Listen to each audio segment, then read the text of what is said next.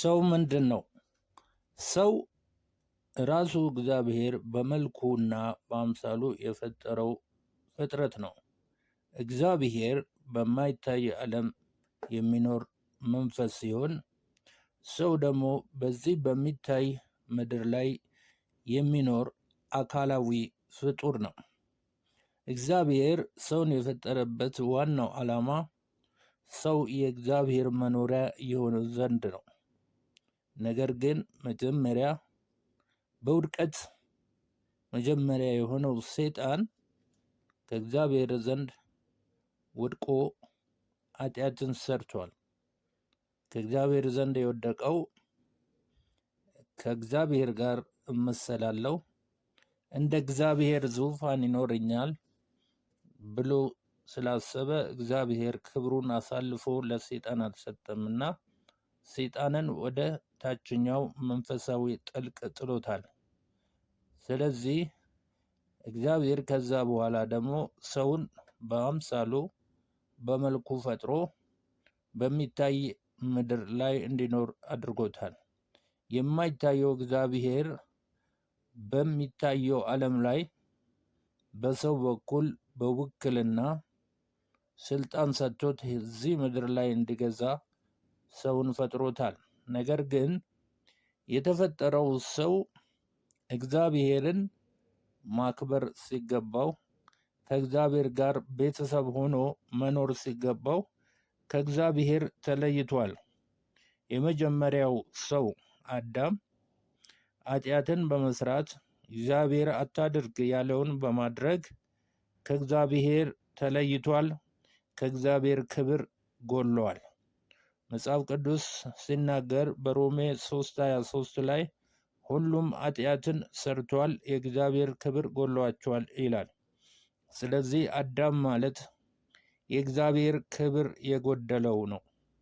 የእግዚአብሔር ክብር የጎደለው ብቸኛ የሆነ ሰው ነው፣ ፍጥረት ነው። ስለዚህ እግዚአብሔር ሰውን ከራሱ ጋር ለማስታረቅ ጌታችንን መድኃኒታችንን ኢየሱስ ክርስቶስን ወደ ምድር ልኮታል። ጌታችን መድኃኒታችን ኢየሱስ ክርስቶስ በመንፈስ ተጸንሶ በመንፈስ ከሰው ተወልዷል። ጌታችን ኢየሱስ መለኮት ብቻ የነበረ ሲሆን በኋላ ከሰው በመወለዱ መለኮት ብቻ የነበረው ጌታ ሰው ሆኗል። ሰው ሆኖ 30 ዓመት በምድር ላይ የሰውን ኑሮ ኖሯል። ከዛ በኋላ 30 ዓመት ከኖረ በኋላ 3 ዓመት ተኩል ደግሞ አገልግሏል። በድምሩ ጌታ ኢየሱስ ክርስቶስ 33 ዓመት ተኩል በምድር ኖሯል። እንግዲህ ጌታ ኢየሱስ ክርስቶስ ወደ ምድር የመጣው የእግዚአብሔርን መልክና አምሳል ይዞ ነው። ያ ማለት ሰው ሆኖ ከሰው ተጸንሶ ሲወለድ የሰውን ሕይወት ለመኖርና የእግዚአብሔር መልክና አምሳል እንዴት እንደሆነ ለማሳየት ነው። ሰው ማለት 3 ክፍሎች አሉት። የሰው ሁለንተና ይባላል። እሱም መንፈስ፣ ነፍስና አካል ነው።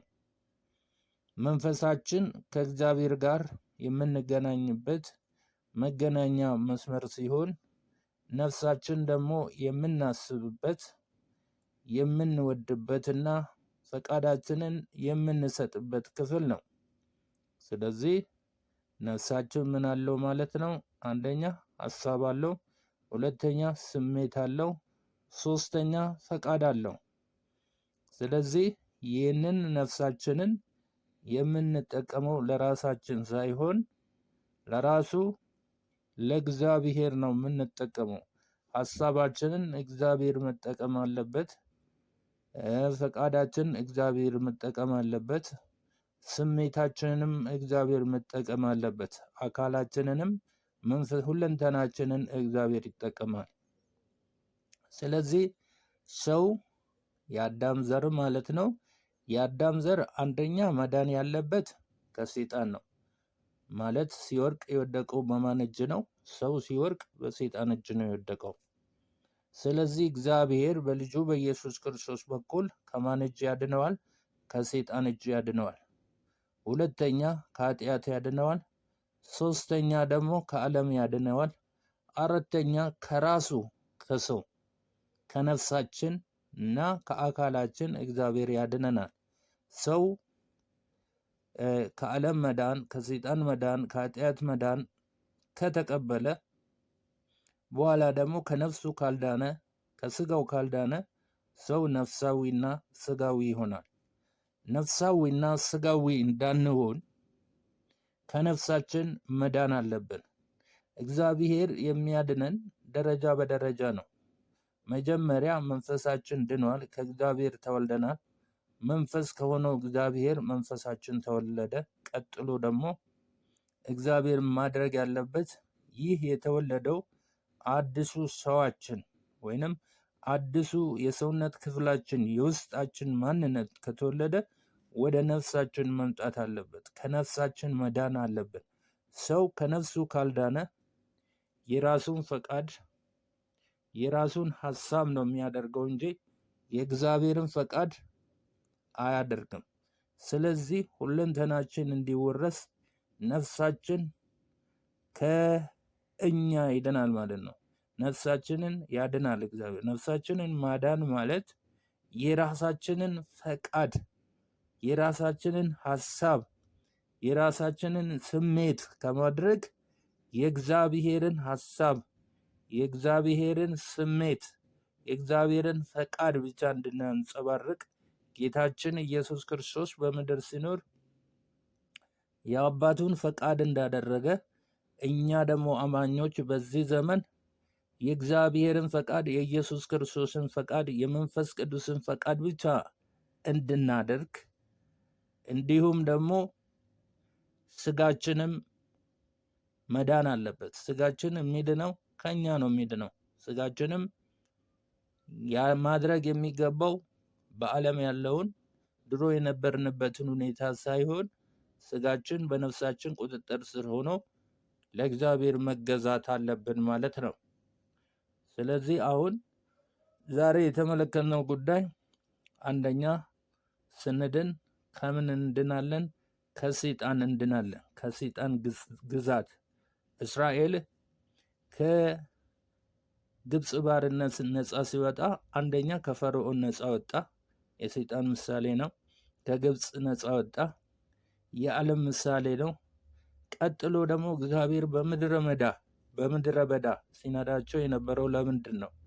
ከራሳቸው ሊያድናቸው ነው። ዛሬ እግዚአብሔር በምድረ በዳ ውስጥ በማሳለፍ ከራሳችን ያድነናል። ከራሳችን ስንድን ያመናል።